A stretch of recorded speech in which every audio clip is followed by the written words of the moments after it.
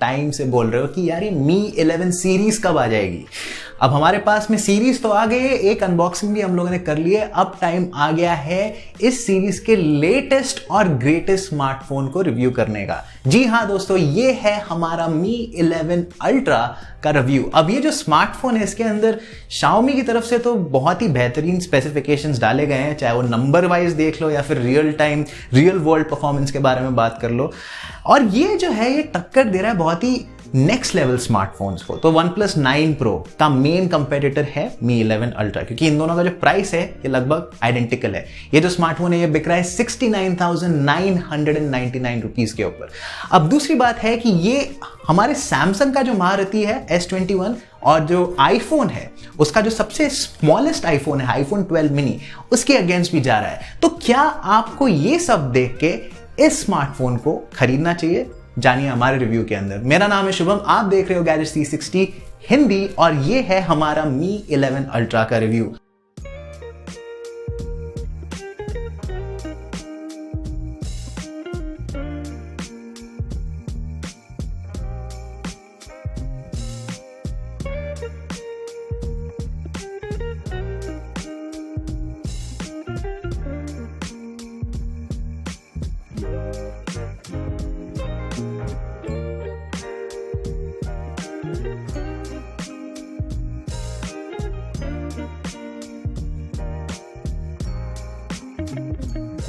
अब क्योंकि Xiaomi ने इतना हाइप किया है मी 11 अल्ट्रा के कैमरास को, फटाफट उसी के बारे में बात करते हैं। तो मी 11 अल्ट्रा आता है 3 रियर कैमरास के साथ में। जो प्राइमरी 50 मेगापिक्सल का सेंसर है वो अब तक का सबसे बड़ा सेंसर है किसी भी स्मार्टफोन के अंदर।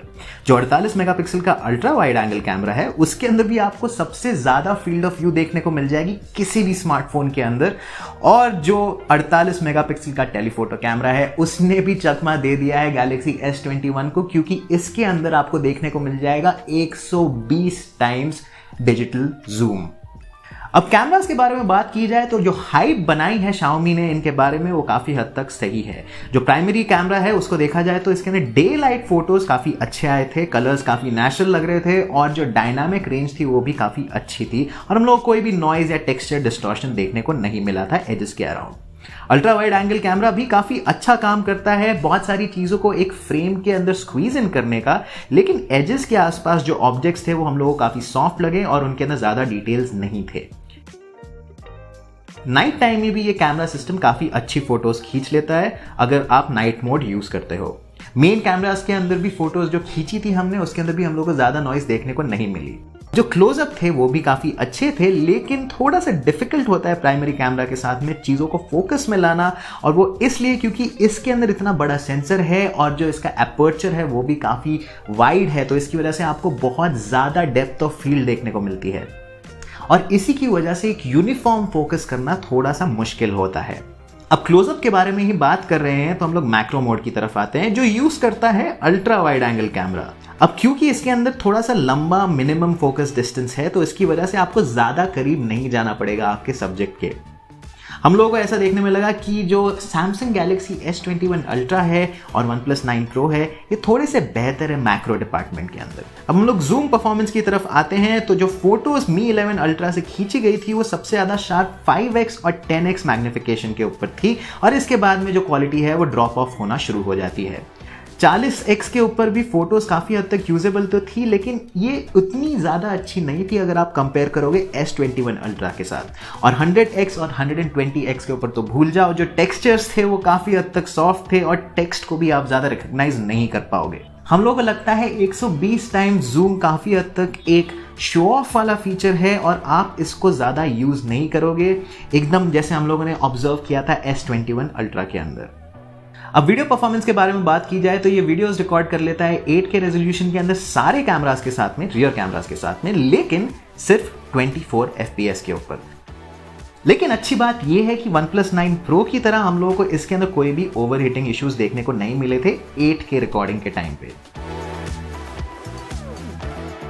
वीडियो क्वालिटी अक्रॉस रेजोल्यूशन हम लोगों को काफी पसंद आई और जो फुटेज थी वो भी अच्छे से स्टेबलाइज की हुई थी इवन लो लाइट के अंदर। जो फोन है ये रिकॉर्ड कर लेता है HDR10+ वीडियोस को भी 4K के ऊपर, लेकिन यहाँ पर प्रॉब्लम ये आती है कि जो वीडियोस है वो थोड़ी सी ओवर सैचुरेटेड है, तो हम लोगों ने इसको ज़्यादा यूज़ नहीं किया।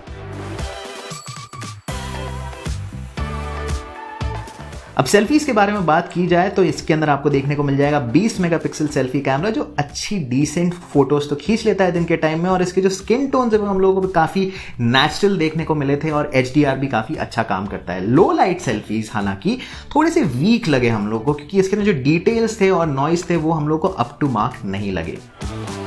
और जैसे कि आपने बहुत सारे वीडियोस के अंदर अब तक देख ही लिया होगा, इसके पीछे का जो कैमरा मॉड्यूल है उधर आपको एक डिस्प्ले दिया हुआ है, तो हाँ, आप इसको सेल्फीज खींचने के लिए भी यूज कर सकते हो, तो आपको बहुत ही हाई रेजोल्यूशन सेल्फीज भी खींचने को मिल जाएगी। मुझे लगता है कि बहुत सारी चीजें मैंने कह दी है कैमरा के बारे में, थोड़ा सा ओवरवेलमिंग जरूर होगा, और हमारे हिसाब से थोड़े से इश्यूज थे कैमरा में, लेकिन काफी हद तक एक टॉप नॉच कैमरा है। तो चलिए अब आ जाते हैं हम लोग डिजाइन के ऊपर। अब Mi 11 Ultra का जो डिज़ाइन है वो काफ़ी अनोखा है अगर आप बाकी अभी वाले स्मार्टफोन के साथ में कंपेयर करोगे तो, क्योंकि इसके अंदर जो पीछे वाला इतना बड़ा सा कैमरा बम्प है उसको आप स्पॉट कर लोगे मीलों दूर से।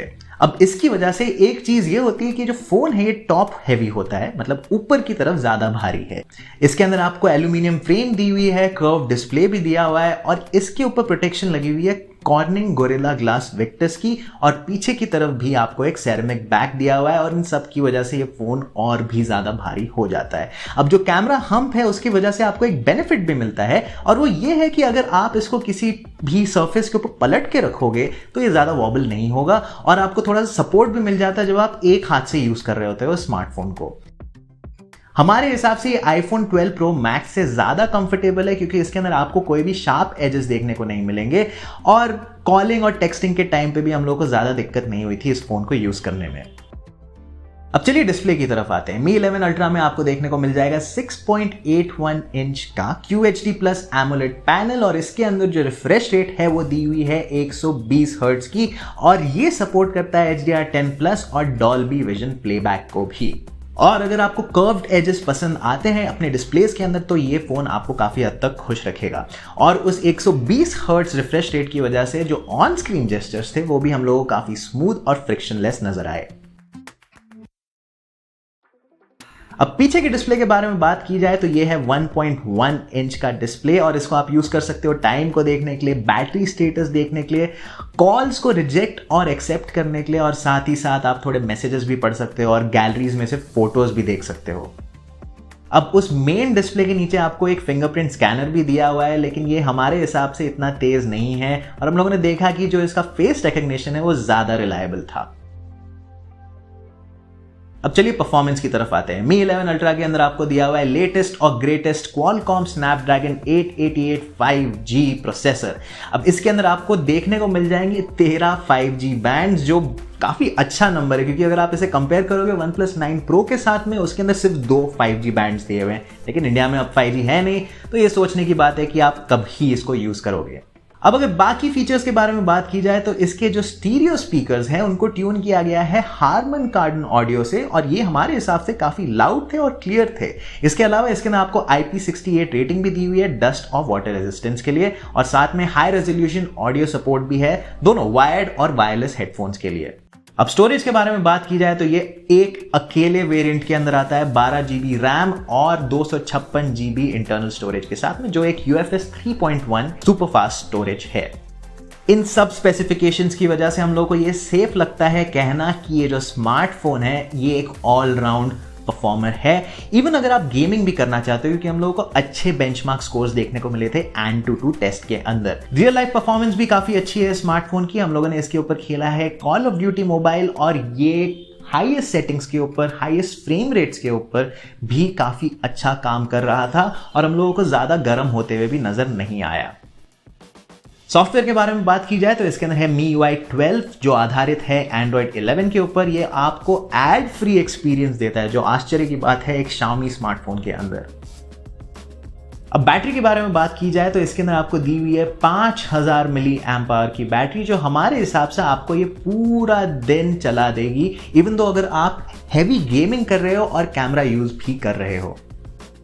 और सबसे बेहतरीन बात यह है कि यह सपोर्ट करता है 67 वॉट वायर्ड और वायरलेस चार्जिंग। अब इंडियन यूनिट शिप हो रहे हैं 55 वॉट के चार्जर के साथ में, क्योंकि यहां पर हम लोगों को सर्टिफिकेशन कंस्ट्रेंट थे लॉन्च के टाइम पे, लेकिन हमारे हिसाब से इसकी जो वॉटेज है वो काफी हद तक ठीक है। चार्जिंग टाइम्स के बारे में बात की जाए तो ये 99% पहुंच जाता है 1 घंटे के अंदर बंडल चार्जर के साथ में। हम लोगों के पास में जो 67 वॉट का चार्जर था वो तो नहीं था, लेकिन हम लोगों ने इसके पुराने एक 30 वॉट चार्जर को यूज किया था और उसने भी काफी हद तक अच्छा काम कर दिया था इसको फटाफट चार्ज करने का। अब हालांकि इसके ना कई सारे इंप्रूवमेंट के एरियाज हैं, जैसे कि जो फिंगरप्रिंट स्कैनर है वो थोड़ा सा स्लो है, और जो कैमरा ऐप है उसको भी थोड़ा ये फ्लेक्सिबल कर सकते थे। साथ में थोड़े हम लोगों को जो सॉफ्टवेयर बग्स है वो भी देखने को मिले थे, जिनको भी फिक्स किया जा सकता है। लेकिन इसके अलावा जो ओवरऑल एक्सपीरियंस है स्मार्टफोन का, चाहे वो बिल्ड क्वालिटी हो या फिर इसका डिस्प्ले हो या फिर इसकी बैटरी लाइफ हो या फिर कैमरा परफॉर्मेंस हो, इन सब के अंदर ये काफी अच्छा काम करता है।